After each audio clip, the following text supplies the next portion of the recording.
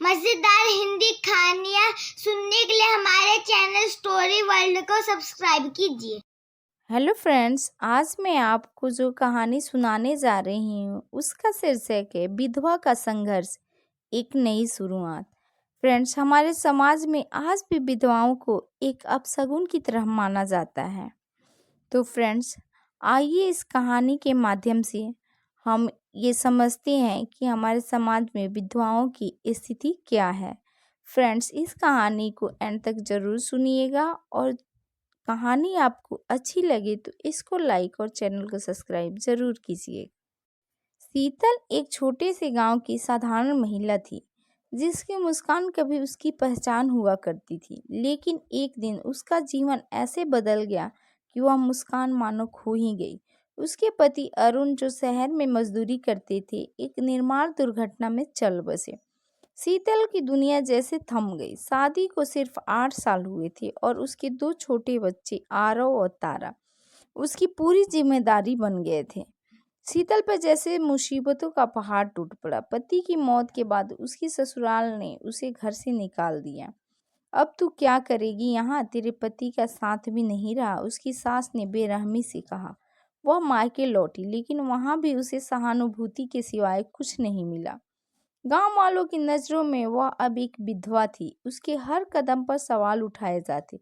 यदि वह बाजार जाती तो लोग फुसफुसाते, अकेली घूम रही है, शायद किसी से मिलने गई होगी। यदि किसी से बात करती तो कहते, बिना मर्द की औरत को ऐसे नहीं घूमना चाहिए। शीतल जानती थी कि वह खुद को और अपने बच्चों को इस दलदल से निकालने के लिए कुछ करना होगा। उसने अपनी पुरानी सिलाई मशीन को उठाया जो अरुण ने कभी शहर से उसके लिए खरीदी थी, और काम शुरू करने की ठानी।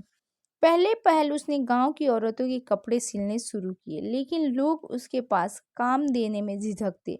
विधवा के हाथ का काम शुभ नहीं होता, यह सुनकर उसका दिल टूट जाता। लेकिन उसने हार नहीं मानी। उसने तय किया कि वह अपने बच्चों के भविष्य के लिए हर संघर्ष करेगी। जब गांव में ज्यादा काम नहीं मिला तो शीतल ने शहर जाकर काम करने का फैसला किया। लेकिन यह फैसला आसान नहीं था। गांव के लोग बोले, अकेली औरत को शहर भेजना गलत है, वहां कौन उसका ख्याल रखेगा। उसकी माँ ने भी डरते हुए कहा, शहर में तुझे कौन संभालेगा। लेकिन शीतल ने जवाब दिया, अगर मैं खुद को संभाल सकती हूँ तो मैं अपने बच्चों को भी संभाल सकती हूँ। शहर में पहुंचकर उसने छोटे से किराए के मकान में रहना शुरू किया और सिलाई का काम ढूंढने लगी। दिन रात मेहनत के बाद उसने एक छोटी टेलरिंग शॉप में नौकरी पा ली। शहर में जीवन आसान नहीं था। कभी कभी काम पर जाने के लिए पैसे नहीं होते तो पैदल ही कई किलोमीटर चलना पड़ता। बच्चों को स्कूल भेजने के लिए उसने अपने खर्चे कम कर दिए। उसके हाथों में सिलाई के मशीन निशान और आंखों में थकावट साफ दिखाई दी थी, लेकिन उसका हौसला अडिग था। एक दिन शॉप का मालिक उससे बोला, तुम्हारे काम में निपुणता है, क्यों न तुम खुद का काम शुरू करो। यह बात शीतल के दिल को छू गई, लेकिन खुद का काम शुरू करने के लिए पैसे चाहिए थे जो उसके पास नहीं थे। इसी दौरान शीतल को एक स्थानीय एनजीओ के बारे में पता चला जो महिलाओं को छोटे व्यवसाय शुरू करने के लिए लोन देता था। उसने वहां जाकर अपनी समस्या बताई। एनजीओ ने उसकी मेहनत देखकर उसे लोन दिया। उसने अपनी छोटी सी टेलरिंग शॉप खोली जिसका नाम रखा नई राह। शुरुआत में मुश्किलें थी, लेकिन धीरे धीरे उसकी दुकान चल पड़ी। उसकी गुणवत्ता और मेहनत की चर्चा आसपास के इलाकों में फैलने लगी। अब शीतल के संघर्ष की कहानी गांव तक पहुंच चुकी थी। जो लोग पहले उसे तानों से चोट पहुंचाते थे, वही अब उसकी तारीफ करने लगे।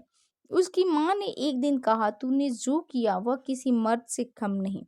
शीतल ने अपने बच्चों को अच्छे स्कूल में दाखिला दिलाया। अब वह केवल सिलाई तक सीमित नहीं थी। उसने महिलाओं के लिए एक सिलाई ट्रेनिंग सेंटर भी खोला, जहां उसने विधवाओं और जरूरतमंद महिलाओं को आत्मनिर्भर बनाना सिखाया। एक दिन गांव की वही सास जिसने उसे घर से निकाला था शीतल के पास आई। उसने कहा, बेटी मुझे माफ कर दे, मैंने तुझसे गलत किया, तूने हमारी इज्जत बढ़ाई। शीतल ने उसे माफ कर दिया क्योंकि उसने सीखा था कि बदला लेने से कुछ नहीं बदलता। आज शीतल केवल एक विधवा नहीं, वह संघर्ष, आत्मनिर्भरता और साहस की मिसाल है। उसने साबित कर दिया कि अगर हौसला और मेहनत हो तो जीवन की हर मुश्किल को हराया जा सकता है। उसकी कहानी उस समाज के लिए एक संदेश है जो विधवाओं को बोझ समझता है। शीतल की नई राह न केवल उसकी बल्कि अनगिनत महिलाओं की जिंदगी बदलने की प्रेरणा बन गई। ऐसे ही मजेदार हिंदी कहानियाँ सुनने के लिए हमारे चैनल स्टोरी वर्ल्ड को सब्सक्राइब कीजिए।